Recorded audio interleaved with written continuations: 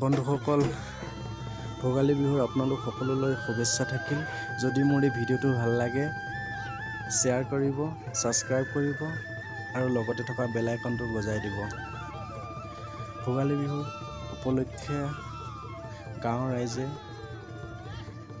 বিভিন্ন ধৰণে যা-যোগাৰ চলাইছে।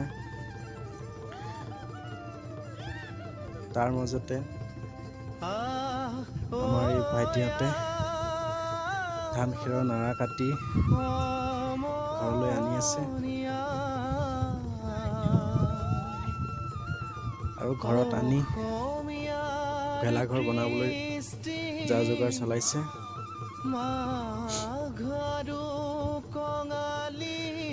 আৰু ইয়াত দেখিবলৈ পাইছে ঢেঁকীত জলপান খুন্দি আছে। এই জলপান খুন্দিবৰ কাৰণে প্ৰথমে ধানটো উহুৱাই লোৱা হয়, তাৰপিছত মিলত বানি আনি তিয়াই থৈ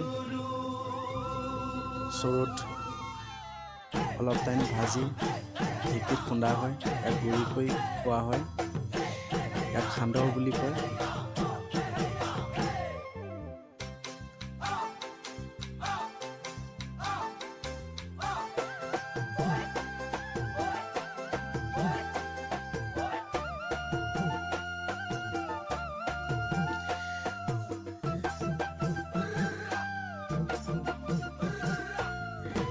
এয়া দেখিছে জলপান খুন্দা ঠাইত আমাৰ আইতাহঁতো তাতে বহি আছে,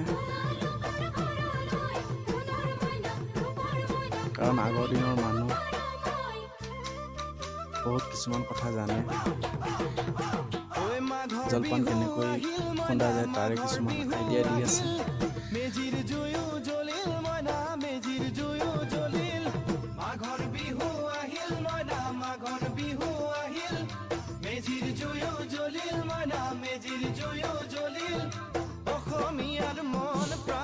আৰু এয়া আমাৰ ডেকাহঁতে মেজি জ্বলাবৰ কাৰণে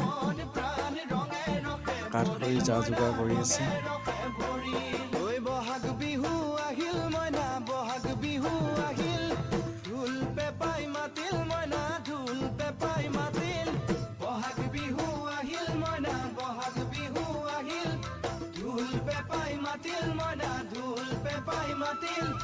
গছৰ ডাল